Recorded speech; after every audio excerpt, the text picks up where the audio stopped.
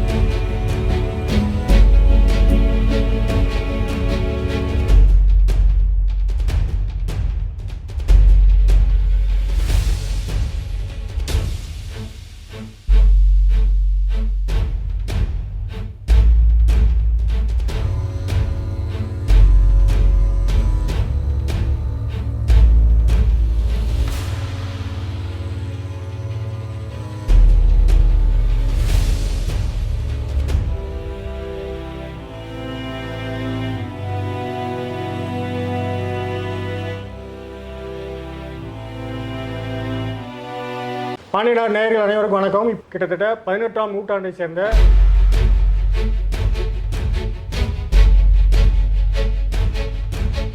மிகப்பெரிய ஒரு அரிய செப்பேடு தான் நம்மகிட்ட செப்பு பட்டயம் நம்மகிட்ட கிடைச்சிருக்கு.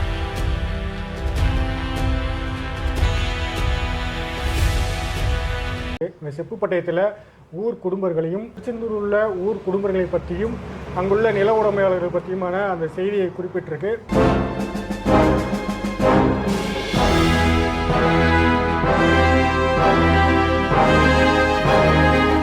அந்த இங்கே இருக்கிறவங்க பார்த்தீங்கன்னா அந்த செப்பு பட்டயத்துக்கு உரிய பாத்திரமானவர்கள் அதனுடைய வாரிசுதாரர்கள் தான் இன்றைக்கி வந்திருக்கிறாங்க. உண்மையிலே அந்த செப்பு பட்டயம் என்ன செய்தி கூறுது, இவங்கெல்லாம் யார், இதற்கு பின்னால் இருக்கக்கூடிய செய்திகள் என்ன, இவர்களுடைய வரலாறு என்ன, இவர்களுடைய பூர்வீகம் என்ன, இந்த நிலவுடை சமூகத்துக்கு பொது சமூகத்துக்கு இவர்கள் என்ன சொல்ல வருகிறார்கள், இதற்கும் தேவேந்திர வேளாளருக்கும் என்ன தொடர்பு, ஊர் குடும்பங்கள் பற்றிய முழு செய்தியை இதுக்குள் பதிவாக போகிறது. அதனால் தொடர்ந்து இணைந்தீர்கள். இந்த செய்தியை நம் அடுத்தடுத்து உலகெங்கும் வேறுபரப்பி வாழ்கிற எமது தாய் உறவுகளுக்கும் உலகெங்கும் வாழ்கிற மல்லரின பேரினத்திற்கும் இது மிகப்பெரிய ஒரு அரிய பொக்கிஷமாக இந்த செய்தியை, இந்த காட்சியை நாங்கள் வெளிப்படுவதில் உண்மையிலே மிகப்பெரிய ஆனந்தத்திலும் மகிழ்ச்சி அடைகிறோம். தொடர்ந்து இணைந்தீர்கள். அண்ணா வணக்கண்ணே. வணக்கம். நீங்களாம் யார், எங்கேருந்து வரீங்க, உங்கள் பேர் எல்லாம் என்ன? நாங்கள் வந்து தூத்துக்குடி மாவட்டம் திருச்செந்தூர் பக்கத்தில் உள்ள குடும்பர்கள் ஆதிநாதபுரம் என்ற கிராமத்திலேருந்து வரும். என்ன செய்திக்காக இப்போ நம்ம சேனல் வைக்க வந்துருக்கோம்? அது வந்து எங்கள் குடும்பத்தில் ஒரு செப்பு பட்டயம் இருக்குங்க. எங்கள் தாத்தா காலத்துலேருந்து அது இருக்குது. அது எங்கள் அப்பாட்ட கேட்டால் அது என்னென்னு கேட்டேன். அது நம்ம முன்னோர்களுடைய பட்டயம்னா அது இந்த பட்டயம் வந்து நம்ம பாதுகாத்து வந்துக்கிட்டு இருக்கோம். பட்டயம் கையில் வச்சுருக்கீங்களா? பட்டயம் இருக்குங்க. கொண்டு வந்திருக்கீங்களா? ஆமாம், கொண்டு வந்திருக்கேண்ணே. இங்கே காமிங்க.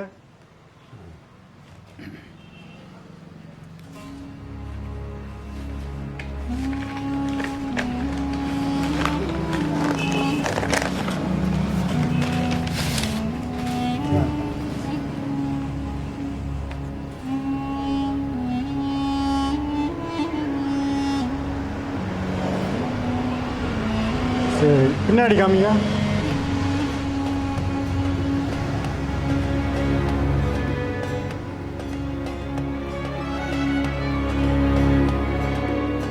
சரிங்க. இந்த செப்பு பட்டயத்தில் என்ன போட்டிருக்கு உங்களுக்கு தெரியுமா? எனக்கு தெரியாது. செப்பு பட்டயத்தை வந்து என்ன இருக்குன்னு தெரியும். ஆனால் இங்கே ஆய்வு பண்ணுறதுக்காக கொண்டு வந்திருக்கோம். சரி, உங்கள் இந்த இது உங்கள் முன்னோர்கள் உங்கள்கிட்ட இதை கையளிக்கும் போது என்ன சொல்லி கொடுத்தாங்க? எங்களுடைய தாத்தா கைலாசநாத குடும்பர் அவர் வந்து எங்கள் அப்பாட்ட கொடுக்கும்போது இது நம்ம முன்னோருடைய பேர் கைலாசநாதர் குடும்பர். உங்கள் பேர் கைலாசம்? என்னுடைய எங்கள் தாத்தா பேர் தான் வச்சுருக்காங்க. ஆதிநாதபுரம் கைலாச குடும்பர். அப்பா பேர்?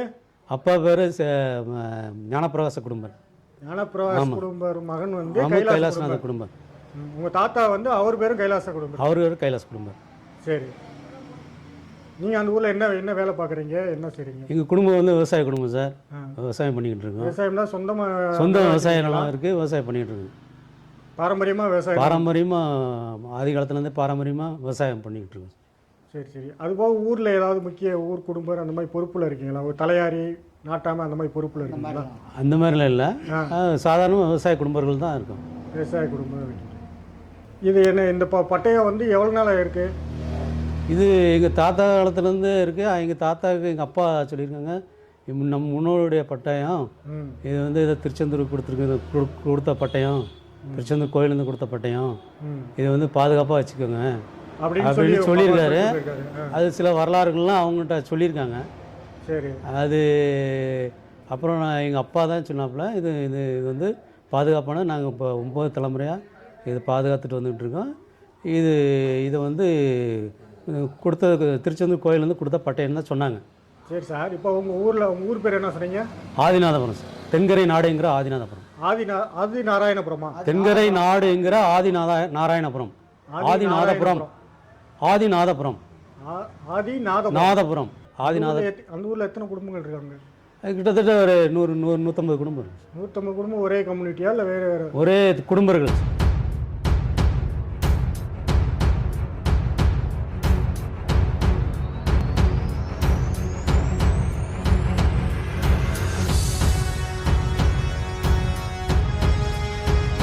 எல்லாமே குடும்பம். எல்லாருமே தேவேந்திர குல வேளாளர்கள் என்ற குடும்பர்கள்.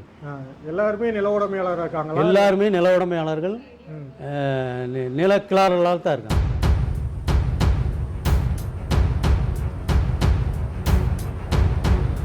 சரி, உங்கள் ஊருக்கும் திருச்செந்தூருக்கும் எவ்வளோ தூரம்? ஒரு 15 கிலோமீட்டருக்கு. 15 to 20 கிலோமீட்டர். 20 கிலோமீட்டர்.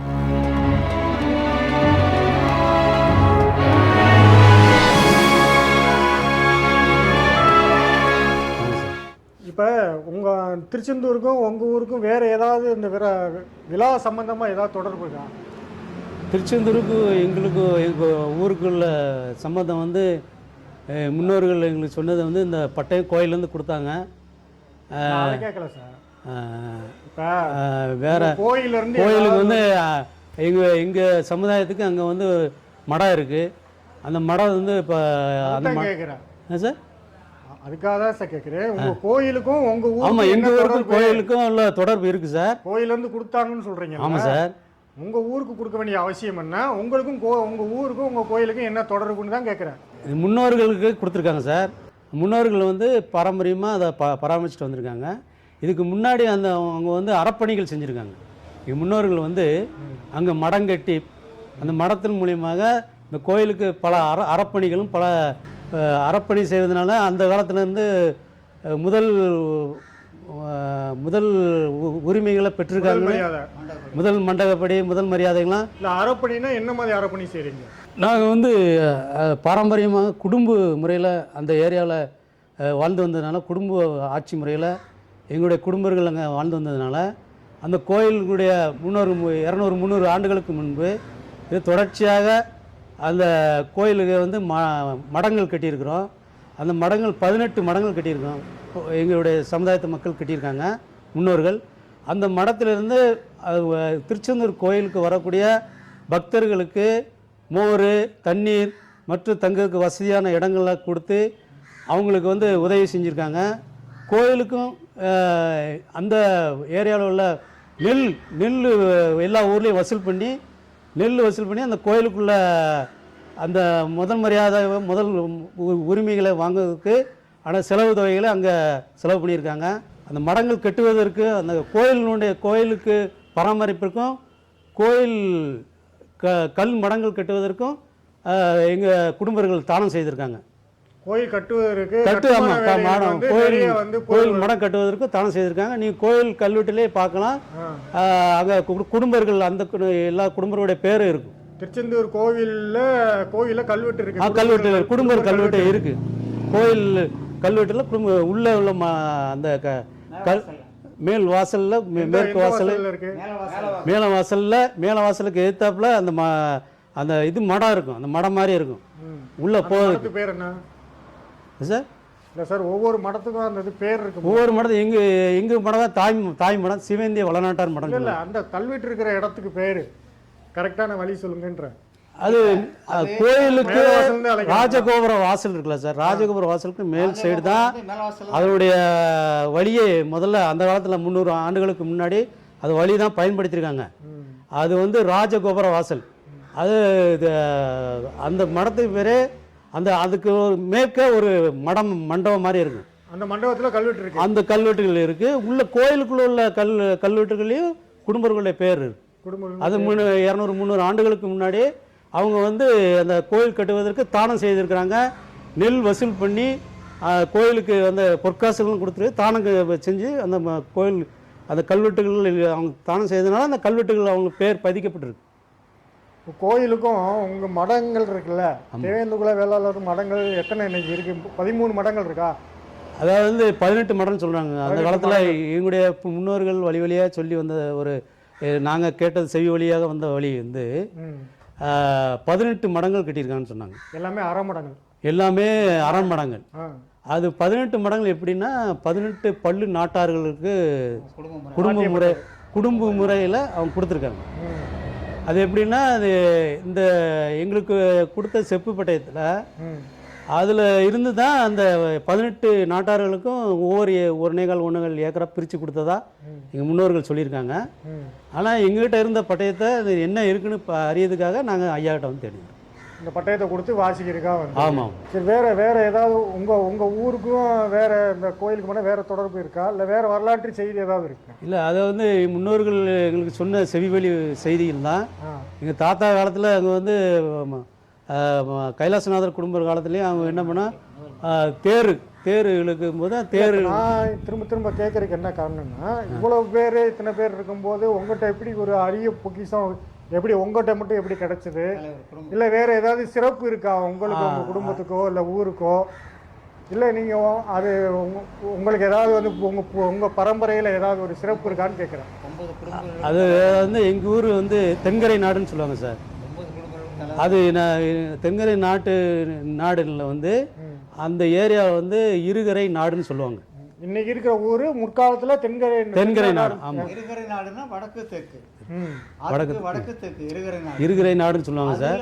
அதில் வந்து குடும்ப முறையில் குடும்பர்கள் அந்த ஏரியாவை வந்து குடும்ப முறையில் நிர்வகித்து வந்திருக்காங்க.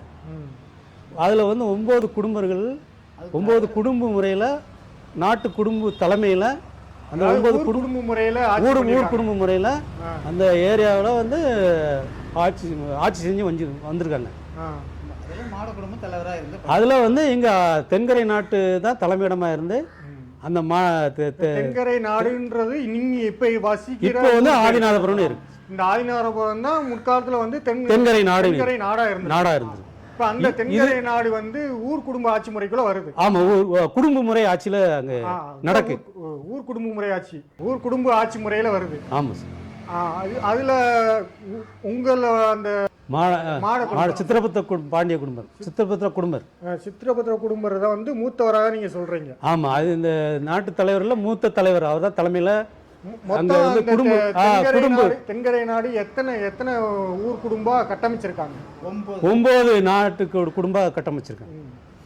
அந்த தென்கரை நாடை 9ஆ உடைச்சி தனித்தனி ஊர் குடும்பம் பிரிச்சு கொடுத்துருக்காங்களான்னு கேட்குறேன். இல்லை, தென்கரை நாடு வடகரை நாடு, தென்கரை நாடு வடகரை நாடு ரெண்டுலேயும் 9 பேர் இருக்காங்க. அந்த 9 பேருக்கு தலைமை சித்திரபுத்திர குடும்பம். தென்கரைக்கும் வடகரையா? தென்கரை வடகரைக்கும் மொத்தம் 9 ஊர் குடும்பங்கள். அந்த 9 குடும்பம் தலைவராக இருந்து சித்திரபுத்திர குடும்ப தலைவராக இருந்து. அப்போ 10 பேரா? அதான் 9ல் 1. 9 மூத்தவர். அதுல வர்ற வாரிசு தான். அதுல வர வாரிசு தான் நாங்கள். இல்லை, அதுக்கு ஏதாவது இந்த 9 குடும்பங்கள் சொல்றீங்களா? இந்த தென்கரை நாடு, அந்த சிவந்திவள நாட்டார், இந்த வரலாறுலாம் சொல்றீங்களா? இதுக்கு ஏதாவது சான்று ஆவணங்கள் ஏதாவது இருக்கா? அது வந்து முன்னோர்கள் காலத்துலேருந்தே சிவந்திய வளநாட்டார்னு தான் சொல்லுவாங்க அந்த ஏரியாவில். அப்படின்னா என்ன? சிவன் வழி வந்த நாட்டார்கள். அதை வந்து அந்த தேவேந்திர குல வேளாளர் குடும்பங்களில் அந்தந்த ஏரியாவில் வாழக்கூடிய அந்த இயற்கை சார்ந்த வளம் சார்ந்த நீர் வளம் சார்ந்த அவங்க தொழில் சார்ந்த வீரம் சார்ந்த அந்த அடையாளங்களை அவங்கள வச்சுக்கிடுவாங்க. அதில் வந்து நாட்டார்கள் தான் அந்த காலத்துலேருந்து குடும்ப முறையில் ஒரு 4 ஊர்கள் 5 ஊர்கள் சேர்ந்து அந்த குடும்ப முறையில் அந்த ஏரியாவை ஆட்சி செய்ததுனால குடும்ப ஆட்சி செய்ததுனால அவர்கள் நாட்டார்னு சொல்லுவாங்க. இல்லை, நாட்டார்ன்றது இன்னைக்கு மற்ற சமூகங்களும் நாட்டார்னு போட்டுக்கிறாங்களே. ஆமாம், அவங்க அந்தந்த ஏரியாவில் கிராமங்களில் ஒரு நாட்டார்களாக இருப்பாங்க. அதனால நாட்டார் பொது வழக்காக இருந்திருக்கு. அந்த காலத்தில் ஒரு 4 ஊர் 5 ஊரை சேர்ந்து அந்த ஏரியாவை அவங்க தலைவராக இருந்தால் அவங்க நாட்டாருன்னு அவங்க போட்டுக்கிடுவாங்க. நாட்டாமைன்னு சொல்லிக்கிடுவாங்க. ஆனால் இது வந்து பாரம்பரியமாக நம்ம நாட்டார் தான் இன்னைக்கு நாட்டாமையா மாதிரி. நாட்டாமை மாதிரி. அதாவது எங்கள் பூர்வீக காலத்துலேருந்தே அந்த பேர் தொண்டு வந்துட்டு இருக்கு சார். அது நாட்டார்னு நாட்டார்னு என்ன காரணம்னா அந்த காலத்துல குடும்ப ஆட்சி முறையை கட்டமைச்சு தான் அவங்க வந்து வாழ்ந்துருக்காங்க. இப்போ ஒரு ஊர்னா நான் ஒரு ஊர் குழுக்கள், அந்த குழுக்களில் ஒரு தலைவன் இருப்பான். அந்த நாடுனா அந்த காலத்தில் என்ன சொல்லலாம், அந்த நாடு இந்த ஊர்களை வந்து அந்த நாடு இந்த நாடு சொல்லுவாங்க. அது மாதிரி ஒரு 10 நாடுகள் 10 ஊர்கள் சேர்ந்து அந்த நாட்டு குடும்ப முறையை அமல்படுத்தி அந்த குடும்ப முறையில் தலைவனாக இருக்கிறவன் தான் நாட்டார்னு சொல்கிறாங்க. நாட்டு குடும்பம் அமைச்சு அது ஊரில் வந்து வரிகள்லாம் போட்டு அதை அந்த ஏரியாவை கட்டமைச்சு அவங்க வரி வசூல் பண்ணி அந்த கோயிலுக்கு வந்து அவங்க பராமரிப்புக்கு அவங்க செலவு தொகை எல்லாம் பண்ணியிருக்காங்க. அது ஒரு தொட்டு அந்த ஒரு கட்டமைப்பாக வந்துக்கிட்டே இருக்குது. அப்போது ஒரு கட்டமைப்பாக வரும்போது அந்த வழக்கங்கள் தொடர்ந்து வந்துக்கிட்டே இருக்குது. அந்த பள்ளி நாட்டார்னு சொல்ல 18 பள்ளி நாட்டார்கள். அதுக்கு ஒரு சாட்சியாக உலக அறிய ஒரு சாட்சியாக என்னென்னா திருச்செந்தூரில் இருக்குது. இந்த நாட்டாருங்கிறது வந்து பாரம்பரியமாக வரக்கூடிய ஒரு வழக்கமாகவே வந்து கொண்டு இருக்குது இந்த குடும்பங்களில். இல்லைண்ணே உங்களுக்கு மட்டும்தான் அது வருதுன்னு சொல்லி கிளைம் பண்ண முடியுமான்னு கேட்குறேன். அது சொல்ல முடியாது. எங்கள் பல்லு நாட்டார்கள் நாங்கள் அந்த பூர்வீகமாக நாட்டாருக்கு வழிமுறையில் நாங்கள் வந்துக்கிட்டு இருக்கோம். பல்லு நாட்டாருண்டே பதிவாயிருக்கா? பல்லு நாட்டார் அது பல்லு இலக்கியங்கள்லாம் வரும்போது அந்த நாங்கள் சார்ந்த இந்த சமுதாயனால பல்லு நாட்டார்கள் நாங்கள் சொல்கிறோம். மற்றவங்க கிளைம் பண்ணும்போது அது நாங்கள் அதுக்கு எங்களுக்கு சம்மந்தம் கிடையாது. அவங்க அந்த கிராமங்களில் வசித்தாங்கனால அவங்க ஒரு கட்டமைப்பை வச்சு நாட்டார்கள்னு சொல்லியிருக்கலாம். அது அவங்களுடைய கோட்பாடு. அதுக்கு நாங்கள் வரல. நாங்கள் பாரம்பரியமாக அதை வந்து எங்களுடைய வம்சாவளியில் 300-400 ஆண்டுகளுக்கு முன்னாடியே அந்த குடும்ப முறையில் நம்ம வந்து மக்களை வழிநடத்தி சென்றதுனால அந்த நாட்டார் முறையை பயன்படுத்தியதுனால நாட்டார்கள்னு பழக்க வழக்கமாக வந்துக்கிட்டு இருக்குது. அதுக்கு சாட்சியாக தான் திருச்செந்தூரில் 18 நாட்டார் மடங்கள் அந்த காலத்துலேருந்து 400-500 ஆண்டுகள் 300 ஆண்டுகளுக்கு முன்னாலே இந்த மடங்கள் அமைச்சு நாட்டாருங்கள் பேரே போட்டு அவங்க வந்து கோயிலுக்கு வந்து அறப்பணிகள் செய்து கொண்டு இருக்கிறார்கள். அதுதான் நாங்கள் இப்பவும் நாங்கள் ஃபாலோ பண்ணிட்டு இருக்கோம். அந்த பெயரை தான் தாங்கி அப்படியே காலங்காலமாக வரீங்க. காலங்காலமாக அது தொண்டு தொடுத்து மரபு வழியாக வந்து கொண்டே இருக்கு. குடும்பர்கள் தேவேந்திர வேளாளர் என்னும் குடும்பர்கள் எங்கள் முன்னோர்கள் வந்து திருச்செந்தூர் கோயில் ராஜகோபுரம் முன்னாடி கோட்டை தெருவில் வந்து 18 நாட்டார்கள் மடம் கட்டி அறப்பணிகள் அந்த கோயிலுக்கு செஞ்சிட்ருக்காங்க. அதில் வந்து தாய் மடமாக திருச்செந்தூர் கோயிலில் கோட்டை தெருவில் முதல் மடம் வந்து சீவேந்திய வளநாட்டார் மடம். வீர வளநாட்டார், பொதிகை வளநாட்டார், செலுவை வளநாட்டார், பட்டணக்கரையார் சிக்கலம் வளநாட்டார், திருத்திக்கோட்டை வளநாட்டார், சோழிய வளநாட்டார், கொற்கை கொடை வளநாட்டார், வங்க வளநாட்டார், ஆறுமினை ஐயனார், தூத்துக்குடி உறவுமுறை அனைத்து வளநாட்டார், மங்கள வளநாட்டார், ஈச வளநாட்டார், மூப்பர் வளநாட்டார், பாலக்கரை நாட்டார், திரைமொழி பெரிய வளநாட்டார், கோநாட்டார், பாண்டிய வளநாட்டார், சேது வளநாட்டார், மானவீர வளநாட்டார், அளத்து நாட்டார் ஆகிய 18 நாட்டார்களும் 18 மடங்கள் கட்டி திருச்செந்தூர் கோயிலுக்கு அறப்பணிகள் செய்து இன்று வரை அறப்பணிகள் செய்து கொண்டு வருகிறார்கள். இப்போ அந்த உங்கள் தென்கரை நாடு வடகரை நாடுன்னு இருக்குல்ல, அதுக்குள்ளே உள்ளடக்கிய கோவில்கள் புராதனமான கோயில்கள் என்னென்ன கோயில்கள் இருக்கு? அது 9 நவ திருப்பதி இருக்குது சார். தென்கரை தென் இருகரை நாடுன்னு சொல்லுவாங்க. அது வளநாடு ஸ்ரீ வைகுண்ட வளநாடுன்னு சொல்லுவாங்க. இன்னொன்று சீர்வழுதி நாடுன்னு சொல்லுவாங்க. இதுக்கு ஒரு பேர் உண்டு. இது வந்து வளநாடு. இருகரையும் தாமிரபரணி நதிக்கரையில் குடும்பர்கள் நில உடைமைதாரர்களும் நில கிளார்களாகவும் தொன்று ஒரு 300-500 ஆண்டுகளாக தொடர்ந்து அவங்க நிலக்கிழார்களே வாழ்ந்து வந்துக்கிட்டு இருக்காங்க. அதில் வந்து 9 நவ திருப்பதி இருக்குது பெருமாள் கோயில். அதில் சுற்றி உள்ள கிராமங்கள் எல்லாமே குடும்பங்களுடைய கிராமங்கள். நவத்திருப்பியும் அந்த 2 நாட்டுக்குள்ளே தான் நாடு. அந்த இருகரை நாடுங்கிற அந்த நாட்டுக்குள்ளே தான் வருது. இருகரை தென் இருகரை நாடு. இந்த 9 கோயில்களுக்கும் இன்னைக்கு ஏதாவது உங்களுக்கு முதல் மரியாதை வாங்கிட்டு இருக்கீங்களா? அது குடும்பங்களுக்கு மரியாதை கொடுக்குறாங்க சார். எல்லா ஊர்லேயும் மரியாதை கொடுக்குறாங்க. எங்கள் ஊரை பொறுத்தல அந்த ஒவ்வொரு 9 நவ திருப்பதி இருக்குங்களா, அது பக்கத்தில் ஊருக்காரங்களுக்கு அவங்களுக்கு மரியாதையாக அந்த கோயிலேருந்து கொடுக்குறாங்க. இந்த குடும்பங்களுக்கான கோயிலில் மரியாதை கொடுக்குறாங்க. எங்கள் ஆதிநாத தென்கரை நாடு என்ற ஆதிநாதபுரத்துக்கு எங்கள் ஊரில் நயினார் குடும்பம்னு ஒருத்தர் இருந்தார். அவர் காலம் வரைக்கும் கொடுத்துருந்தாங்க. அது ஆதிநாதபுரம் ஆதிநாதர் ஆழ்வார் நேரில் உள்ள நம்மாழ்வார் கோயில் ஆதிநாதர் கோயிலில் அவர் தர்மகர்த்தாவாக இருந்தார் 1951. அப்போது வந்து அவருக்கு வந்து முதல் மரியாதை இந்த எங்கள் ஊர் சார்பாக அவங்களுக்கு கொடுத்தாங்க. அப்புறம் காலப்போக்கில் அது நிறுத்தப்பட்டது. இப்போ யாரும் வாங்குறதில்ல. இப்போ யாரும் வாங்குறதில்ல. ஆனால் எங்கள் ஊரில் வந்து குருகூர் நம்பின்னு ஒருத்தர் எங்களுடைய குடும்பத்தில் பிறந்தவர். அவர் எங்கள் குடும்பத்தில் உள்ள மாடக்குனுடைய வகையார். அவர் வந்து ஆழ்வார் திருநெறி நம்மாழ்வார் கோயிலில் காலையில் 4 மணிக்கு எழுந்திரிச்சு நவபாசம் பாடுவார். அவர் தான் பாடுவார். காலையில் போய் கோயில் திறந்த உடனே நவபாசம் பாடின பிறகு தான் அந்த கோயிலில் வந்து பூஜை வைப்பாங்க. அது வந்து காலங்காலமாக இந்த எங்கள் ஆதிநாதபுரத்துடைய குருகூர் நம்பி அவருடைய அதுக்கப்புறம் அவருக்கு வாரிசு கிடையாது. நாங்கள் வந்து அதுக்கப்புறம் அந்த போகிறத நிறுத்திட்டோம். அது காலங்காலமாக நிறுத்தப்பட்டது. ஐயா சொல்லுங்க, உங்கள் பேர் என்னங்க? நீங்கள் எந்த ஊர்? என் பேர் சுப்பிரமணியன். எனக்கு ஆக்சுவலாக வந்து ஓட்டப்படாரம். சரி, ஓட்டப்படாரம். நான் கல்யாணம் பண்ணிக்கிறது வந்து இந்த கைலாசநாதர் குடும்பம் இருக்கார்ல, அவங்க ஃபேமிலியில் கல்யாணம் எங்கள் அக்காவை கல்யாணம் பண்ணி கொடுத்தேன். எங்கள் அக்கா பொண்ணு நான் கல்யாணம் பண்ணியிருக்கிறேன். அவருக்கு என்ன உறவு முறை வருது? இவருக்கு நான் தாய் மாமா. அவருடைய தாய் மாமன். ஆமாம். அவங்க வீட்டில் நீங்கள் பொண்ணு எடுத்திருக்கீங்க? ஆமாம் ஆமாம். அவங்க அக்கா, இவருக்கு மூத்தவங்கள நாங்கள் கல்யாணம் பண்ணியிருக்கேன். சரி சரி.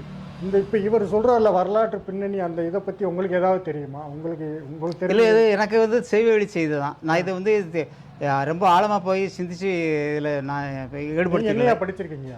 நான் வந்து ஒரு கிராஜுவேட்டு.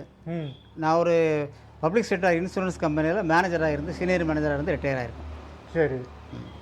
உங்களுக்கு தெரிந்த செய்தி என்ன செய்தி சொல்லுங்கள். செய்வெளி செய்தினா என்ன மாதிரி செய்தி கேட்டு செய்கிறீங்க? இல்லை, செய்வெளினா இந்த இப்போ சொன்னால் இவர் சொன்னார்ல, அதில் அந்த தென்கரை வடகரை நாடு, இந்த தென்கரை மொத்தம் 9 குடும்ப முறையும் அந்த தென்கரை வடகரைகளே அமைஞ்சிருக்கிறாங்க.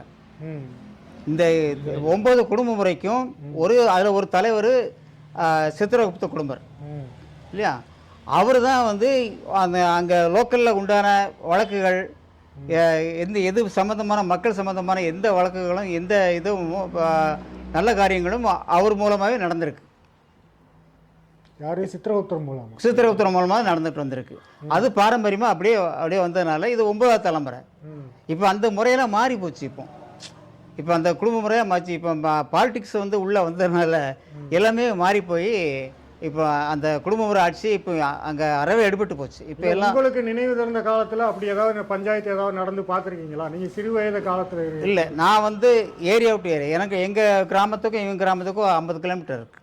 சரி. ஆமாம். அதனால் இங்கே அந்த நாட்டுக்குள்ளே அந்த 9 இதுக்குள்ளே நான் எங்கள் கிராமம் அது உள்ளே வரல. ஆமாம், அந்த நாட்டில் வராது. ஆனால் உங்கள் ஊரில் இந்த மாதிரி இதெல்லாம் கேள்விப்பட்டதில்லை? இல்லை, எங்கள் ஊர்லேயும் இருக்குது. எங்கள் ஊரில் இப்போ கோயிலை எடுத்துட்டோம்னா, இப்போ எங்கள் கோயிலில் ஈவன் ஒரு அது எந்த வருஷம் கட்டினது தெரியல, கிட்டத்தட்ட அதுவும் 18th century 19th century தான் கட்டியிருக்காங்க. அதில் வந்து ஒவ்வொரு அந்த இது இருக்குல்ல, உத்தரம் இருக்கு இல்லையா, அதில் வந்து ஒவ்வொரு யார் உத்தரவு கொடுக்குறாங்களோ அவங்க பேர் குடும்பம்னு எழுதியிருக்கும். எந்த ஊரில் எந்த இடத்துல இருக்குது? அது ஓட்டப்பிடாரம் புள்ளிவெட்டி கிராமத்தில். ஒட்டப்பிடாரத்தில் முப்புளிவெட்டி கிராமத்தில். கோயில் பேர்? கோயில் பேர் உச்சிமாளி அம்மன் கோயில். கோயிலில் கல்வெட்டாவே இருக்கா? கல்வெட்டா இல்லை, ஒரு உத்தரம் கொடுத்தாங்கன்னா, ஒரு ஆள் கொடுத்தாங்கன்னா அவங்க யார் கொடுத்தாங்க, டொனேட் பண்ணுங்க அப்படிங்க அவங்க பேர் அந்த இடத்துல பதிச்சியை வச்சு அது கட்டடமாக கட்டியிருக்காங்க. அப்படி எனக்கு செய்வெளி செய்தி என்னென்னா, கைலாச குடும்பர் வந்து ஒரு ஆளுமை பெற்றவர் அந்த ஊரில். அந்த ஆளுமையை வச்சு தான் அவர் வந்து இப்போ மக்களெல்லாம் வந்து இப்போ கையில் பராமரித்து வந்துட்டு இருந்திருக்கிறாரு குடும்ப ஆட்சி முறையில். அது மாத்திரம் நான் கேள்விப்பட்டிருக்கேன்.